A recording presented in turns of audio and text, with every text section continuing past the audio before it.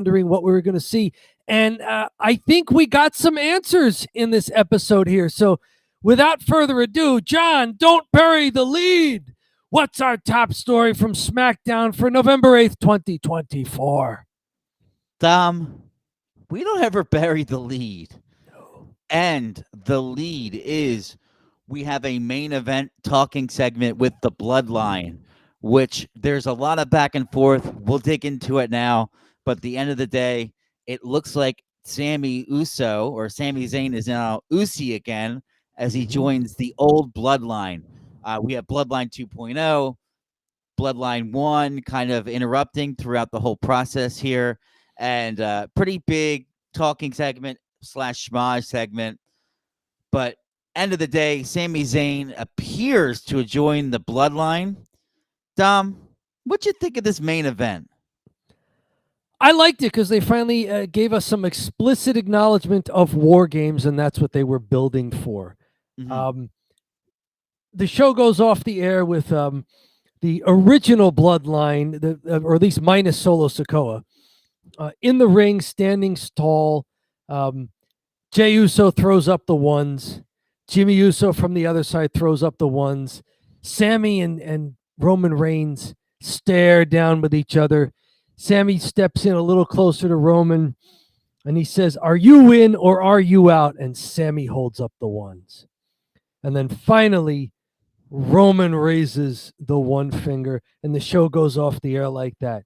But how we got there, I mean, we've been predicting it for a while, but I do like the way they got us there. The beginning of this long segment was the Undisputed Tribal Chief Acknowledgement Ceremony with Solo Sikoa, Tama Tonga, Tonga Loa, and Jacob Fatu in the ring. Solo wants to be acknowledged.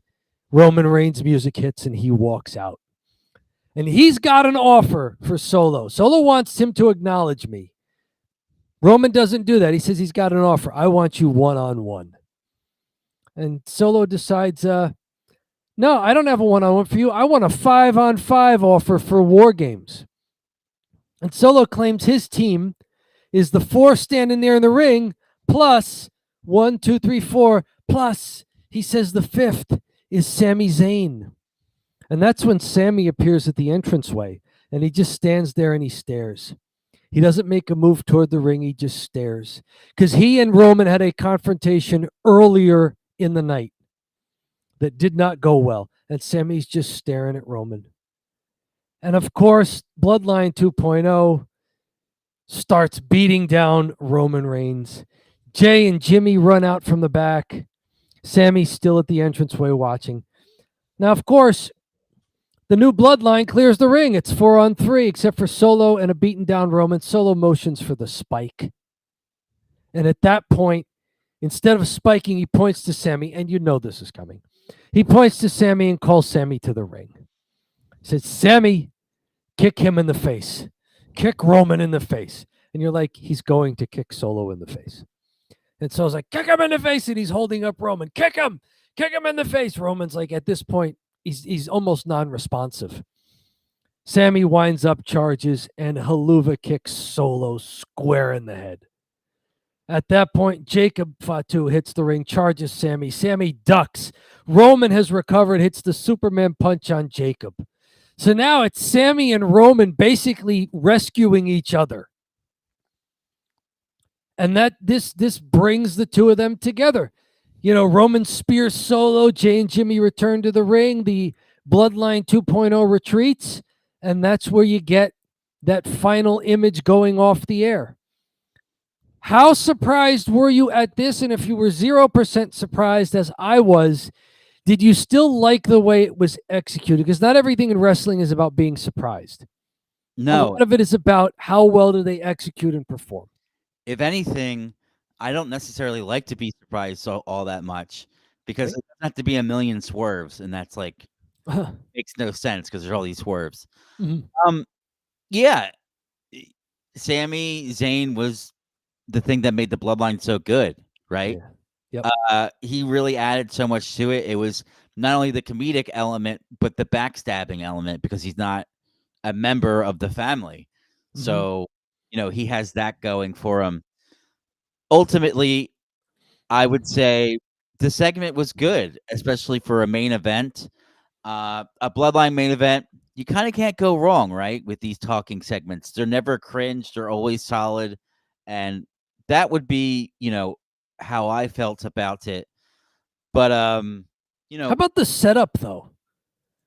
Do you want to go there? Because this was another one of those Bloodline bookends that we saw a lot when we first started doing Don't Bury the Lead. let's wrap to the because they do opener and finish. It's and kind closer. of the lead still is the opening segment of the show because they're connected.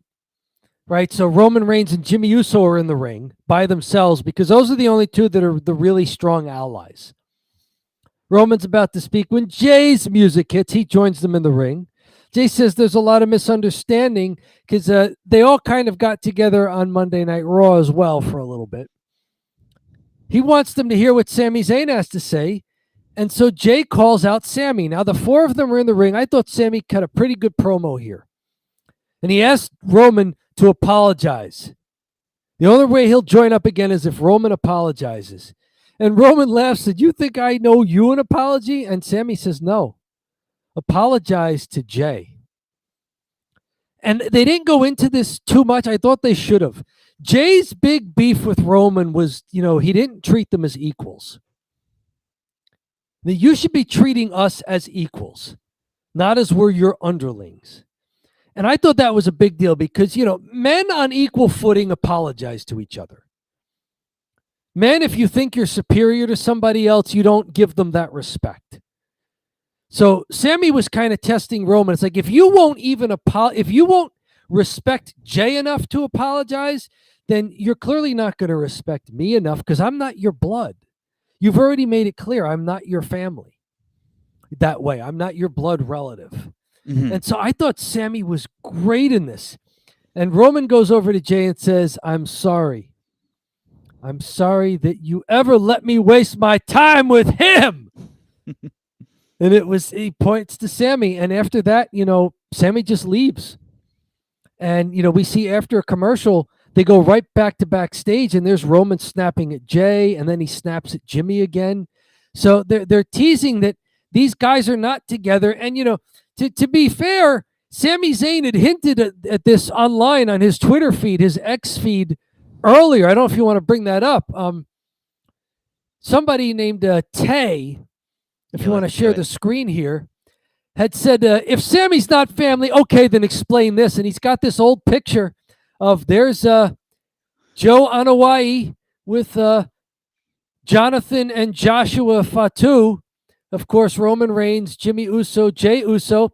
And, I mean, there's clearly Sami Zayn, a young Sami Zayn in this picture. So they've known each other for a long time. So whoever made this and posted it to X, this was gold. And Sami Zayn, of course, saw it and said, "I remember that day well. It was a Friday. We went out that night, and I remember it clearly because we were listening to DMX on the way to the club. And it was the first time I'd ever heard someone say that a song was tight. Great times. But sadly, those days are gone." Sami is gold no matter what he's doing. Yeah. And then this was fantastic. Here he is playing it up even earlier this week on what was Monday. Monday and Tuesday here. By the time Sami got to it, it was Tuesday evening. Saying, sadly, those days are gone.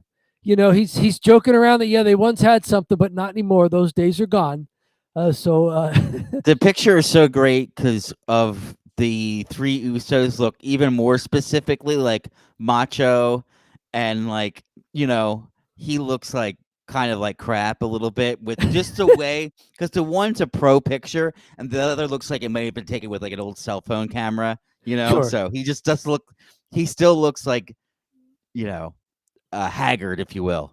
Yes, I believe that the joke really is that the three of them were in this picture.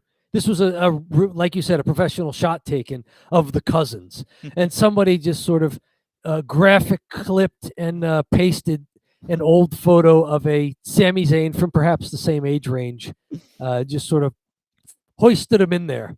Yeah. And yes, he one of these things is not like the other. One of these things does not belong, the old Sesame Street thing. Yeah. But Hey, I believe this is an authentic picture. I don't know about you, John, but I 100%.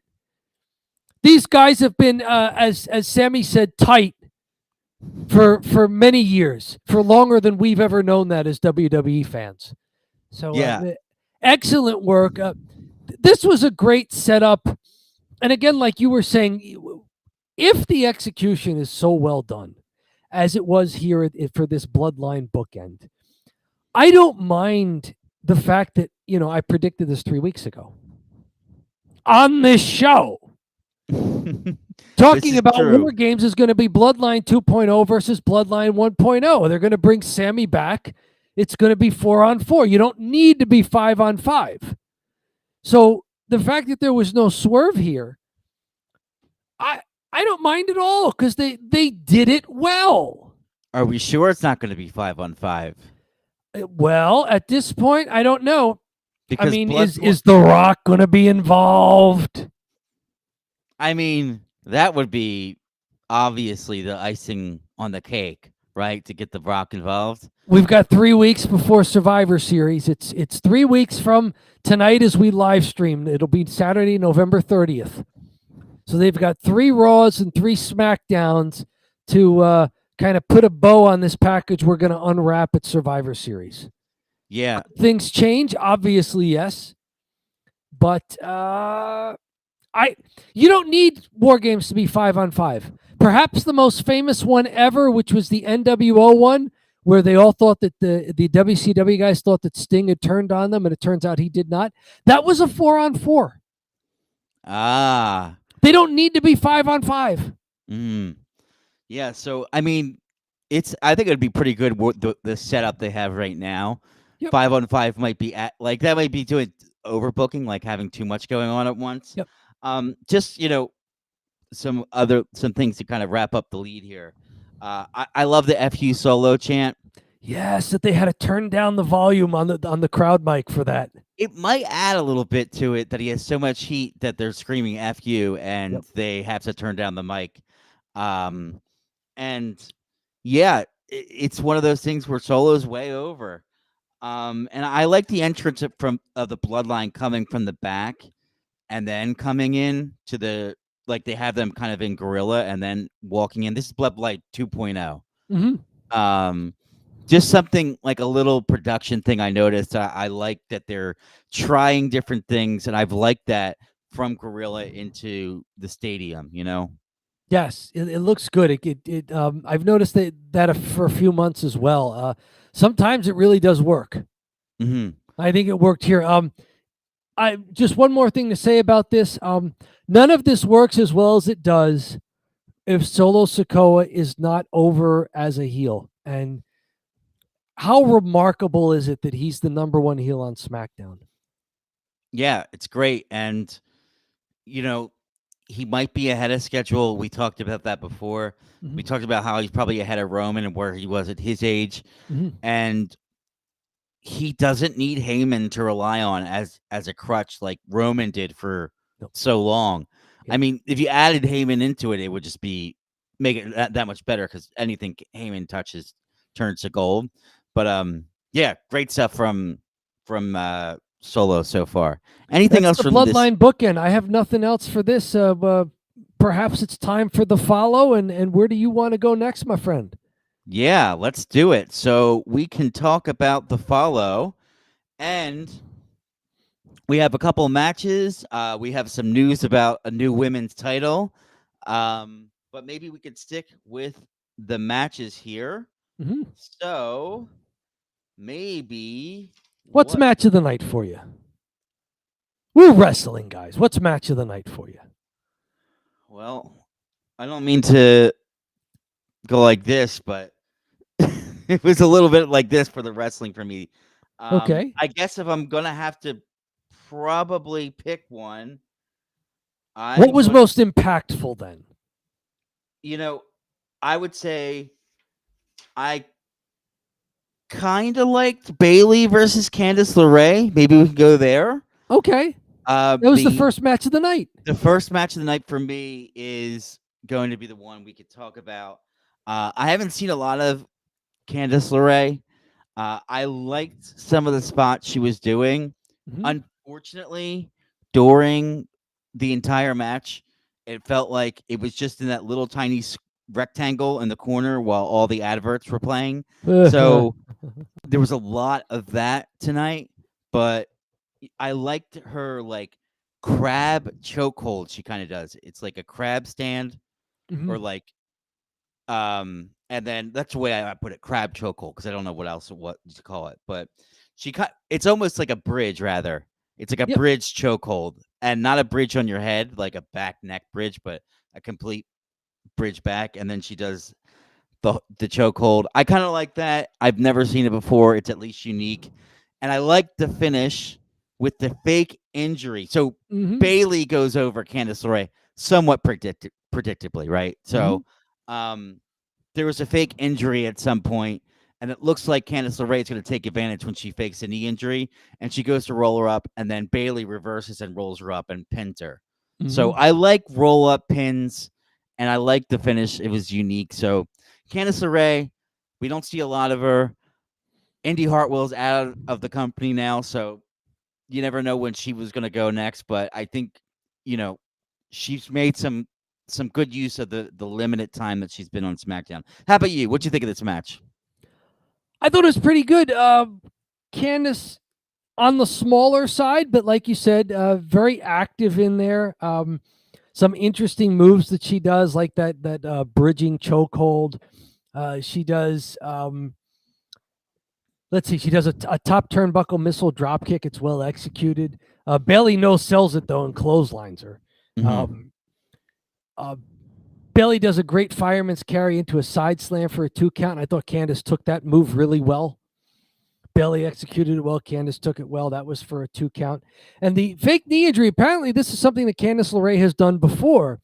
And Bailey had well scouted. Because after Bailey picks up the pinfall, she leaves the ring and she's jawing back at Candice LeRae in the ring, saying, I've seen that before. I was ready for you. So yeah, Candice LeRae does my knee is hurt and gets the ref to have Bailey back off, and so Bailey purposely turns her back. Candice LeRae miraculously healed, springs up, charges at Bailey for the roll up, but Bailey's waiting for her, drops down, hooks the legs, and she has kind of that sit down pin on her. Yeah, it worked. This match went close to 10 minutes, Yeah, maybe Candice LeRae 9 minutes. is believable as the chicken crab heel, right? Yeah, yeah. Because ultimately, at the end of the day, the chicken heel has to be, you know, they sometimes do it with big guys. Like Roman Reigns has basically done that a lot. Yes. But her, it makes sense. It's like something she has to do because she's so Mhm. tiny. How is this tiny girl going to be believable winning? Oh, faking an injury and doing a roll up. Well, yeah, she could win Yeah. there, right? Yep. So Yes, I thought it worked. It was pretty neat. It also plays into a match we saw later because Candice LeRae has been trying to get on Nia Jax's good side, mhm. trying to have a little rivalry there with Tiffany Straton as to who gets to be the number 2 to Nia Jax's number 1 there on the SmackDown roster. Maybe that could be the next match. It's a good lead. Sure, Um, there we go. we It's have Jade Cargill and Bianca Belair versus Nia Jax and Tiffany Stratton. The tag titles are not on the line. This match goes about a good 10 minutes. They give them a lot of time in the ring. I enjoyed this match also because Jade opened the match for her team, spent a lot of time in there, did a lot of selling for Nia Jax. Nia was, sort of handling her pretty well in there. Jade did get a good reversal there of a suplex. Nia goes for the big vertical suplex. Jade, with the legs, gets the weight going back down and snap suplexes Nia over. So that looked great. And then they each crawled for hot tags and got them. Eventually, Bianca hits the kiss of death on Tiffany Stratton, who was distracted for the pinfall here. And so it also sows a little bit of tension between those who are trying to get on Nia Jax's good side. There wound up being 6 people involved in this match. yeah. Because Candice LeRae runs down to try to help Tiffany Stratton, who doesn't appreciate it. And then Naomi runs down to beat up Candice LeRae. Yeah, so um, Jay Cargill and Bianca go over. Kind of Mhm. predictable, especially because they mentioned a title match on Monday night. Yep. Even though this was a non-title, but I guess they You made it wouldn't want non. them losing going into it, right? Yeah, so you kind of figured they would end up winning. I do have some feedback about this one. Yes, go I have for a it. minus Okay. for commercials. Okay. I know they have to pay bills, but Uh-huh. I got the full Monty of the entrances with both of the teams, and then suddenly the match starts and they hit the commercials, and I'm like, do the commercials during the entrances, which they started doing more of at one point. Yep. Something was a little off because they did the commercials and it didn't even have the split screen, and I missed so much of Jade, and I'm like, man, I've been wanting to see her and let her, cut loose, Mhm. and I saw she's in there, but I didn't see any of it because it was at a commercial break. Yeah, yeah, and you come back now.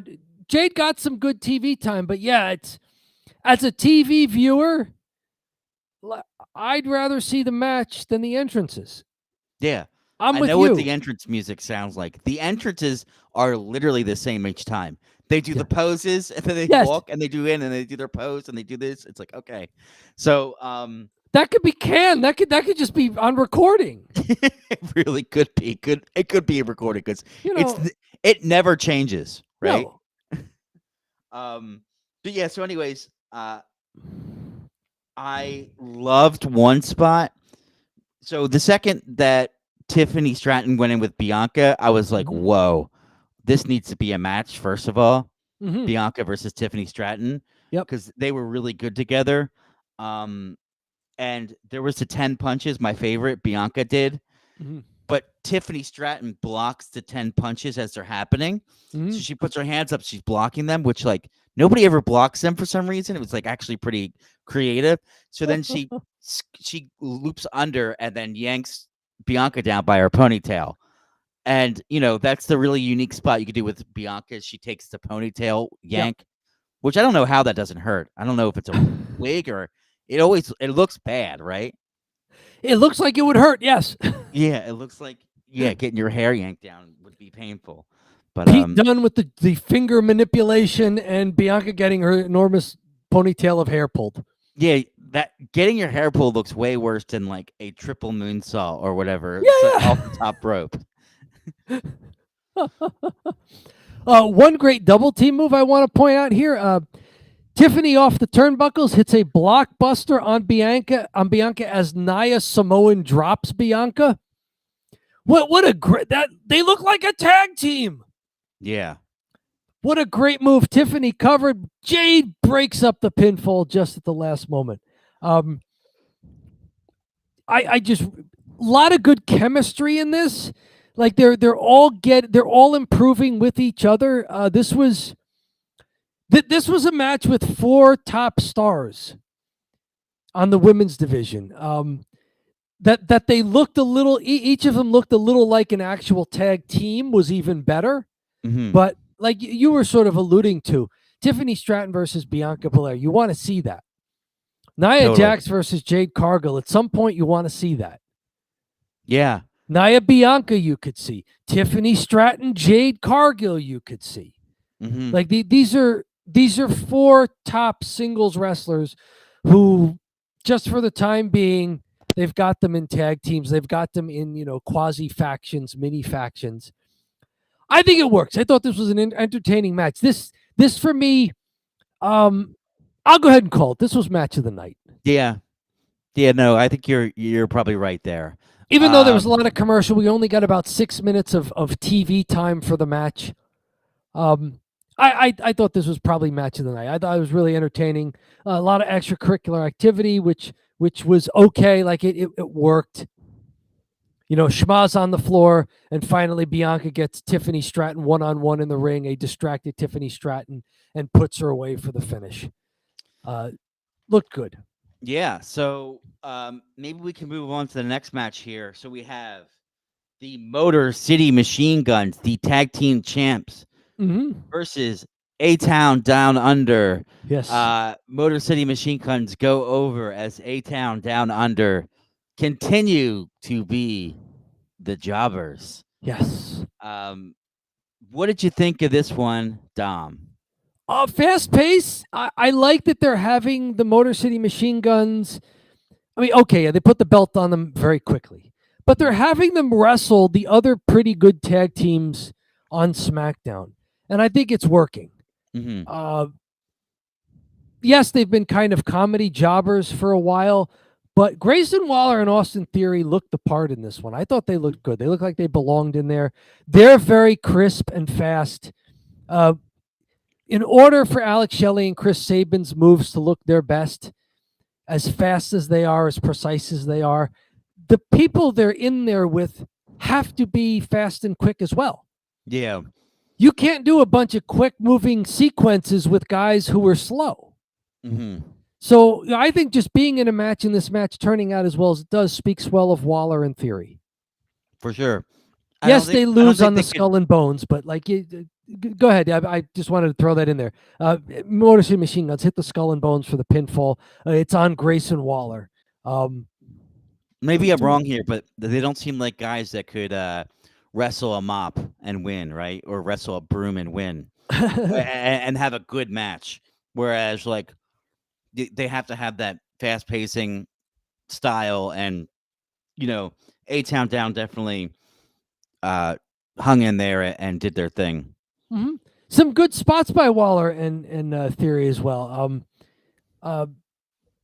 Sabin's got a pinfall, but it's one of those standing stack ups. So Waller jumps into the ring, rolls, and hits a flatliner on Sabin to break up the pinfall, allowing Austin Theory to cover and get a 2 count. There was another double team on Theory early where Theory kicked out. I mean, that could have been the finish, but this big double team move, Theory kicks out. So it's not like they were, they didn't, squash Grayson Waller and Austin Theory here the way another tag team got squashed in this show. Yeah. I mean, do you have anything more to say about this one, or do you want to go to that last match where there was just an absolute squash? Yeah. I thought there was a cool drop kick by Sabian. Throughout the whole thing, it's very fast moving, fast paced. It's a little unique, their style, from what you see in WWE. So there's at least that going for them. And hey, they've had a couple matches. You're starting to learn who they are. I didn't know who they were before this, but do you think the crowd's behind them? A little bit. Okay. Not like crazy. Not so LA, getting a babyface push. Mm-hmm. They got the belts, and they're being positioned sort of as baby faces. That you're supposed to like these guys. Americans love guns, Dom, and them out there firing the guns seems to be a good idea. A little throwback to Black Horse firing the guns. Bang. There bang. You go. Yes, bang bang. The 6 shooters. Ha! Very good. NJCW days. They're doing the Motor City Machine Guns. They do machine guns. I was doing handguns. So yes, of course. The cowboy way. They stole that from me, I believe. They did, absolutely. They were watching NJCW all those years ago. Yes. The Motor City Machine Guns. Yeah. Americans love guns. Perhaps they could come out with a plate of bacon next. Right. They just come out with guns and bacon. Oh, man. Just enormous coffees. Just, like, hey, these guys are baby faces. Come on. Do you get the symbolism or not? Right. So we have enormous coffees. We have a DIY versus Pretty Deadly is the last match here that we're going to talk about. And as mentioned, DIY goes over Pretty Deadly in a squash. Yep. Anything from this match that you want to talk about, because it was very quick. Yes, it goes about a minute and a half. They're playing up. The Tommaso Ciampa is getting extremely aggressive. He doesn't like the way that the Motor City Machine Guns and other people have taken their spot up the tag team rankings.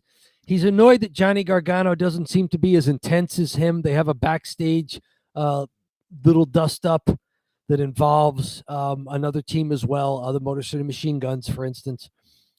So in this match, Ciampa starts it and never tags in Johnny Gargano. He beats up both Elton Prince and Kit Wilson on the outside, throws Elton Prince back in, after throwing him into the ring steps twice. Now they're both back in the ring. He hits a double underhook sit-out face planter, gets the pinfall. Elton Prince and Kit Wilson, pretty deadly. They are squashing this in a minute and a half. Johnny Gargano never tags into the match. At the end, he looks a little confused. And for a while, he looks a little concerned that his tag team partner is not only very aggressive, but almost getting counted out.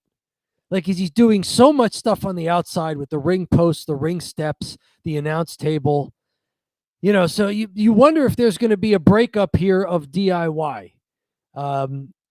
Apparently, these two had a great feud one-on-one when they were each in NXT, Johnny Gargano and Tommaso Ciampa. So I don't know if that's down the road to bring that rivalry to the main roster and see if it plays well for the main roster audience. But they've been a great tag team. They've been tag team champs. Now there's a little friction.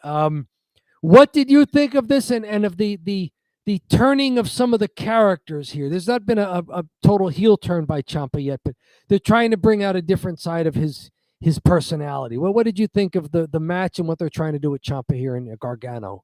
I think Triple H definitely has his favorites, and he used to book NXT, so he's giving them a lot of chances. Ciampa and Gargano, when they were kind of thrown to the wolves before, like they were kind of out of the picture when Vince was there.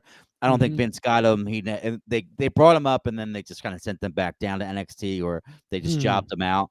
So I think Triple H thinks highly of both of them and is trying to give them the opportunity to have that feud they had at NXT. I know that it was over in NXT at the time, but I don't really remember it. I didn't really watch NXT. I never have watched NXT. So me neither. Okay. Yeah. So, but I know that like just watching like bits and pieces of highlights, it was a bit over in the developmental thing. So maybe and looking at Pretty Deadly in the Vince era, they feel like Vince guys. And ever since they've had their like wrestling, ever since they've had their Vince has been gone, it feels like they've like not gotten a chance to shine. Although I think highly of them. I probably would rather see like a Pretty Deadly program than a DIY program, to be honest with you. Okay. Because I think Pretty Deadly makes a lot of stuff work, and I think they're actually good wrestlers too. Yeah, I don't think anybody on the main roster in the tag team division now is a bad wrestler. I think they're all people who can go in the ring. I think they all deliver. It just becomes a matter of what kind of personality you're given to work with, and what does creative have in mind for you. Yeah, so it's just a squash, but it's going to build to DIY breaking up, and then it'd be cool to see a rivalry between those two, and it'd be great to just see two guys that were kind of at the bottom of the card have something interesting, and if they can have a good match, then hey, I'm rooting for it for sure. Yep, very good. You mentioned before that Nick Aldis unveiled the new Women's United States Championship during the show. Good ideas. Is this because the women's division is so loaded with talent that perhaps it's time to have an extra belt in there? Yeah. I thought this was interesting because I think they have a good number of belts in the WWE, almost perfect, where you don't have too many, but all of them seem meaningful and have a lot of impact, and they have a lot of impact. We have talked though at great lengths about you can make a real strong argument that the best division in wrestling is the WWE women's division. Yep. They're really stacked there. It's to a point when you bring a star like Jade in, and I'm like, does she even fit? And it might be it's almost less on Jade and more on that the division is so good. So yeah, U.S. champ. Interesting that they're bringing that into the fray, and it could work. They have a lot of talent. Now, I'm always a big fan of not having less belts for sure and making them mean something. So I don't know if a third belt is going to add a certain element of like, at the end of the day, they do have two big belts. They have the Raw and the SmackDown. They have two big belts, and this one is clearly going to be the bottom belt. Now, is it going to be like D'Lo Brown when he had it in the night? Is D'Lo Brown like this WWE Hall of Famer? He always had the European title. They always seem to have that belt. Okay. And that belt seemed to not mean too much. The United States Championship back in the NWA days and carried through to WCW, that was almost for the guy who was on his way to a world title. The guys that held the U.S. title were guys who eventually became world champs. Mm-hmm. A lot of them were. That was their that was really a stepping stone. It was climb the mountain kind of thing. Are they running out of TV time? Does SmackDown have to be 3 hours and Raw have to be 3 hours if they're going to have now even a second tier women's belt because the women's divisions are so stacked and they're bringing back real tag team wrestling and making those belts mean something again? Are they running out of airtime for all of the things that they want to showcase? Do we have to get, they're still trying to keep the premium live events down to 3 hours instead of 4. So are they running out of TV time? Yeah, I mean, they might be if they're adding a belt because they're like, what else are we going to do here for this 3rd hour on SmackDown? Okay, maybe that belt gets defended a lot on SmackDown because they have the 3rd hour. That's going to be brutal when we go to 3 hours over 2. 2 is so good. 3 is going to be... It's just that that 1 extra hour is just it's always been unnecessary, but they're going to have to do it. Seth Rollins has said the same. He's like, sometimes that 3rd hour, you just wind up dragging out what could have been 2 hours of great content into 3 hours of pretty good content. You can see it's consistent too with SmackDown. The 2 hour show is good, and they sometimes have to cut stuff, and they cut the match short, and you're like, all right, well, they got everything they need to get in, and this one had to be shorter. Mm-hmm. I'd rather it be that than, let's drag it out for these. Than stuff dragging, yeah. Oh, we're going to have talk shows, and, what are we going to have to do to fill the 3rd hour? The Grayson Waller effect! It's coming back! Oh, my. Yeah, we're going to have, instead of how many Bloodline segments? We're going to have, a 3rd Bloodline segment at the 10 o'clock and then the 11 o'clock? Sure, they have to come out in the middle of the show just to remind everybody, hey, we're going to be back at the end. I'll tell you what, Dom, we might be switching to Raw if it goes to 3 hours. I don't know. We'll have to see. One more big thing that happened on this card that maybe the thing that's talked about the most, at least on social media, that's what Michael Cole was trying to tell people was, Randy Orton gets taken to the hospital in an ambulance, and Cody Rhodes rides with him after an attack by Kevin Owens. Orton in the ring calls out Kevin Owens. They brawl with officials trying to keep them separated. Kevin Owens eventually pile drives Randy Orton and leaves through the crowd because apparently heels can do that. We've talked about this is not the Jim Cornette era. Heels leave through the crowd and are not stabbed. While Randy leaves on a stretcher, Randy really sells this as a huge neck injury. He's had, I think, a real life neck injury that he came back from recently. It was maybe his most recent time off was for a real life neck injury. So they're really selling the heck out of this. Kevin Owens, really good job of going from babyface to heel. Not a lot of guys can flip that switch. Kevin Owens seems to have flipped the switch. He was a beloved babyface, and it took a few weeks, and Kevin Owens is now this very dark character. I like the T-shirt. Kevin was right. He had on. Yeah, right. I was like, yeah, he switched up his T-shirt a little bit, and he always wears the black. So how he's going to be like a heel? Okay, Kevin was right. Makes sense. Yeah. Kevin was right, and he's brutal to people, and he's getting some of that heel reaction. It's a great job. They used to say, especially towards the end of the WCW run, that Rick Steiner, for whatever reason, was able to flip that switch. He could be a baby face and then, just come out because he had such an aggressive style that if you wanted him to be a heel, it was like flip the switch and now he's a heel.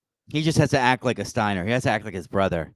Yeah, just do it. And there are some guys who can flip that switch. And Kevin Owens seems to be able to do that. So kudos to Kevin Owens for doing it.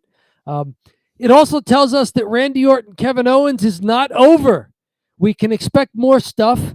this neck injury angle allows them to maybe push it either to the Saturday night's main event, December 14th, or even towards the New Year special editions of SmackDown, first of the year, or maybe even towards Royal Rumble, where it's one of the matches on the card that is not the Royal Rumble 30-man and 30-woman elimination matches. So doing an injury angle not only feeds into Kevin Owens being a heel, but it allows them a reason to slow play the rest of this feud and not have to force feed them to us every SmackDown and every premium live event. Yeah, it was great. Or I should say, I really like the pile driver because I saw it and I was like, I haven't seen that in. And I'm thinking, I'm like, oh, they don't do it in WWE. They don't do the pile driver. And they're like, oh, it's an illegal maneuver. It's outlawed. Yep. That's why it's outlawed. So it wasn't just like a bunch of blade jobs and weapons. It's like, oh no, the pile driver. Yep. I'm glad they got a move that's banned and notably banned, and then he did it. Yes. And it is a nasty move if you think about it. Yes. So I like that aspect of it. Anything else from the show, Dom? No, I think we covered it. I think we got 4 matches, a bookend Bloodline talking segments, but also with some physicality. And we got a new belt unveiled. They're doing enough stuff backstage to build the feuds that don't always get airtime in the ring in front of the crowd, like with the men's tag team division. They're building that well. I think it's like you said, SmackDown is the right amount of TV for what they're doing at the moment. It's fast paced, and you'd rather see them have a stacked show that's where everybody's hustling rather than a show that seems like it drags. And maybe that's our little tease for the next segment that you and I do. Is it drive time, John? Dom, it is drive time. It's the thumb drive. What do you think? Yes, it's the thumb drive, right? This is when you and I distill this entire show that we just watched into a simple thumbs up or a thumbs down. There are no ties. There are also no star ratings, no letter ratings, no number grades. You're taking this course, pass, fail. Dom, we're not Dave Meltzer. No. We are certainly not Dave Meltzer. We don't give out star ratings. We don't give 7 stars in a Tokyo Dome. We don't give 2 stars on Sunday Night Heat in Minneapolis, Minnesota. No. We don't do star ratings. We give a simple thumbs up or a thumbs down. Was the show acceptable or was it bad? Mm-hmm. So ready. Dom, are you ready? 3, 2, 1. Oh, differing opinions here. Okay, it's always more fun to do bad news first. What say you? Why the thumb down? Boy, outside of the Bloodline segment, it was a real clunker for me. I thought the matches were bad or okay to bad. I mean, I guess the Candice LeRae one, Bayley one was okay. Maybe it's something with the feed, but I got so many commercials during the matches too. I mean, so many. They did picture-in-picture for like a majority of some of the matches, and I don't mind like the picture-in-picture when they hop out, but it'd be like the entire match between Candice LeRae and Bayley was picture-in-picture. So I am not a big fan of how many commercials I got, and I didn't see a lot of wrestling, and whenever I did see it, it was like a squash or it was just okay. So yeah, thumbs down. Not very good SmackDown. It's just Sami Zayn's part of the Bloodline. Right. So yeah, perhaps it was too stacked with TV, and they've got a lot of advertisers jumping on the bandwagon there at USA, and they've got some decisions to make. It's like, how much of this cuts into our TV product for viewers? Yeah, and I usually go thumbs up for SmackDown. I don't give it a thumbs down unless I think it's bad. If I think it's a tie, I give it. Tie goes to the runner. I give it a thumbs up. This one was stunk to me. I will echo you as far as there did seem to be a lot of commercial time, not a lot of airtime. But what I saw, I thought was entertaining. Even the squash match, it made sense why they squashed them. Although I hope that that doesn't bode poorly for Pretty Deadly, because I like them the way you do. But even that match, I understand why they had Tommaso Ciampa just be extremely angry at everybody and just tear through these guys who, they're quasi comedy guys, and just tear through them. So I get it. I get it. No LA Knight on the program, no Cody Rhodes on the program, but it worked. I thought it worked well enough that I gave it a thumbs up. I thought the Jade Cargill, Bianca Belair, Nia Jax, Tiffany Straton match, I was a little higher on that than you were. Yeah, I wish I saw more of Jade. Yeah, so I've been I wanting think to see her, and I've been rooting for her too. So yeah, it was like only 6 minutes of match time outside of the commercials or so, about 5-6 minutes. So it wasn't a ton to see, but I like you said, Ty goes to the runner for us a lot, and I saw enough on this program that I was like, okay, yeah. Maybe it's just because sometimes you've said the main event can save it. I think maybe the fact that we've been waiting for the band to get back together, yeah, and they finally did that a little here. Maybe I just as I was finishing up the show, I said, all right, yeah, left a good taste in the mouth at the end there. it was a good main. It was that would have been fine if there was like a good match in there, but I just never got the good match. So, all right, Dom. I understand your thumbs down though. I do. Yeah, The shows where it seems like it's being taken over by advertisers and stuff can be a little rushed. I can see why that would be like, why am I watching? but we're a little different than most YouTube channels, most people in the IWC, the Internet Wrestling community, because we don't go for cheap pops where we just say, "Is AEW dying?" on all of our thumbnails and all of our shows. But